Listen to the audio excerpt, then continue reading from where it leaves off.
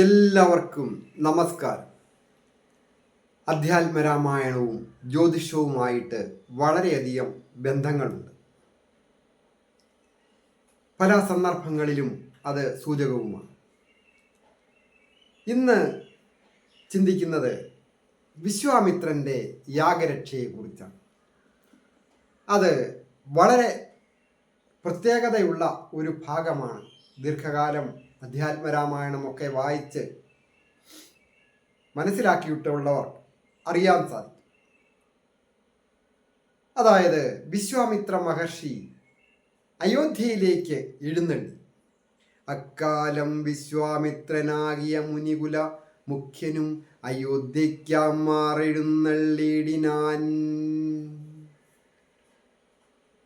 വിശ്വാമിത്ര മഹർഷി അയോധ്യയിലേക്ക് എഴുന്നള്ളി അവിടെ കവാടത്തിൽ വന്നു എന്നുള്ള വിവരം ദൂതന്മാർ മുഖേന ദശരഥ മഹാരാജാവ് അറിഞ്ഞു കഴിഞ്ഞു.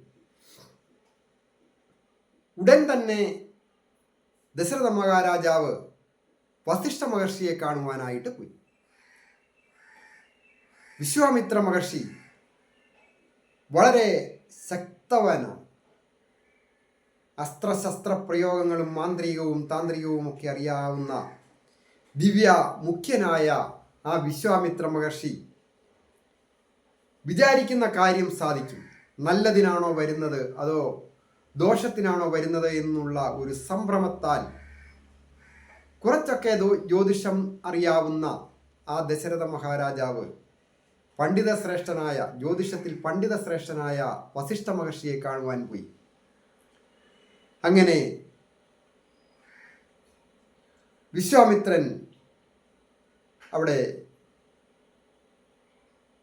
വസിഷ്ഠ മഹർഷി പറഞ്ഞു, പേടിക്കേണ്ട, നല്ലതേ വരൂ എന്ന് പറയുകയാണ്.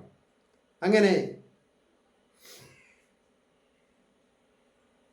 ദശരഥ മഹാരാജാവും വസിഷ്ഠ മഹർഷിയും കൂടി ചേർന്ന് കൗശികൻ തന്നെ കണ്ടു ഭൂപതി ദശരഥനാശു സംഭ്രമത്തോടും ഉദ്ധാനം ചെയ്ത് വിധിനന്ദനോടും ചെന്നെതിരേറ്റു. യഥാവിധി പൂജയും ചെയ്തു വന്നിച്ചു നിന്നു ഭക്ത്യാം. അങ്ങനെ ഭക്തിയോടുകൂടി വന്നിച്ചു പൂജിച്ചു വിശ്വാമിത്ര മഹർഷിയെ ദശരഥ മഹാരാജാവ്. മുനിവരൻ തന്നോട് ചൊല്ലിനാൻ, അസ്മജ്ജന്മവും ഇന്ന് വന്നിതു സഫലമായി. ജന്മസാഫല്യം കിട്ടി എന്നാണ് നീ വിശ്വാമിത്രന്റെ ആഗമനത്തോടുകൂടി ദശരഥ മഹാരാജാവ് പറഞ്ഞു. അതുകൊണ്ട് കൃതാർത്ഥനായി നിന്തിരുവടി എഴുന്നള്ളിയ മൂലം കൃതാർത്ഥാന്തരാത്മാവായതു ഞാനിക തപോനിതേ. ഇങ്ങനെയുള്ള നിങ്ങൾ എഴുന്നള്ളിയിടും ദേശം മംഗളമായി വന്നാശു സമ്പത്തും താനേ വരും. ഇങ്ങനെയുള്ള ശ്രേഷ്ഠന്മാരായ പണ്ഡിതന്മാരായ ആൾക്കാർ ഇരിക്കുന്നിടം, അല്ലെങ്കിൽ എഴുന്നള്ളുന്നിടം, സന്ദർശിക്കുന്നിടം അവിടെ സമ്പത്തും ഐശ്വര്യവും താനേ വന്നു കൂടും എന്നാണ് പറയുന്നത്. വിശ്വാമിത്ര മഹർഷിയോട് ദശരഥ മഹാരാജാവ് ചോദിക്കുന്നു, എന്തോന്നു ചിന്തിച്ചെഴുന്നള്ളിയതെന്ന് ഇപ്പോൾ നിന്തിരുവടി അരുൾ ചെയ്യണം ദയാനിതേ.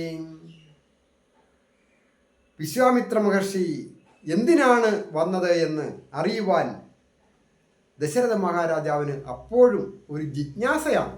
കാരണം എന്താണ്, ദോഷമായിരിക്കുമോ ഗുണമായിരിക്കുമോ? അങ്ങനെ ചോദിച്ച നേരം വിശ്വാമിത്ര മഹർഷി വളരെ സന്തോഷത്തോടുകൂടി മറുപടി പറഞ്ഞു, ഞാൻ അമാവാസ്യ തോറും പിതൃദേവാരികളെ ധ്യാനിച്ചു ചെയ്തിടുന്ന ഹോമത്തെ മുടക്കുന്നോർ മാരീചസുബാഹു മുഖ്യന്മാരാം ഇരുവരും അനുചരന്മാരായുള്ളോരും അവരെ നിഗ്രഹിച്ച് യാഗത്തെ രക്ഷിക്കണം. വിശ്വാമിത്ര മഹർഷി പിതൃക്കളെയും ദേവന്മാരെയും പ്രാർത്ഥിച്ചുകൊണ്ട് കറുത്തവാവ്, അതാണ് അമാവാസി തോറും ഒരു ഹോമം നടത്തുന്നു, യാഗം നടത്തുന്നു, യജ്ഞം നടത്തുന്നു. ആ യജ്ഞത്തിന് മുടക്കമുണ്ടാക്കുന്നത് ആരാണ്? രണ്ട് രാക്ഷസന്മാരാണ്. അവരെ വധിക്കുന്നതിന് വേണ്ടിയിട്ട് ശ്രീരാമനെയും കൂടെ ലക്ഷ്മണനെയും അയക്കണം എന്ന് പറയുവാനായിട്ടാണ്. അത് കേട്ട മാത്രയിൽ ദശരഥ മഹാരാജാവ് പരിഭ്രാന്തനായി. കാരണം ബാലകന്മാരാണ്, കൊച്ചുകുട്ടികളാണ്. അവരെ വിശ്വാമിത്രൻ്റെ കൂടെ, അതും 2 രാക്ഷസന്മാരും അവരുടെ പരിചാരകരും കൂടി വരുന്ന ആക്രമിക്കുന്ന സന്ദർഭത്തിൽ അവരെ വധിക്കുവാനായിട്ട് പ്രാപ്തരാണോ അവരുടെ ശക്തി? അന്നേരം ദശരഥ മഹാരാജാവ് പറയുന്നു, വളരെയധികം ദുഃഖത്തോടുകൂടി വീണ്ടും വസിഷ്ഠ മഹർഷിയെ കാണുവാനായിട്ട് പോയി. എന്ത് ചൊൽവതു ഗുരു, നന്ദനൻ തന്നെ മമ സന്ധ്യജിച്ചിടുവതിനില്ലല്ലോ ശക്തിയൊട്ടും. പിള്ളേരെ കൊടുത്തുവിടാനായിട്ട് ഒട്ടും ശക്തിയില്ല. കൊതിച്ച കാലത്തിങ്കൽ ദൈവവശാൽ സിദ്ധിച്ചതനെ ഞാൻ രാമനെ പിരിയുമ്പോൾ നിർണയം മരിക്കും ഞാൻ.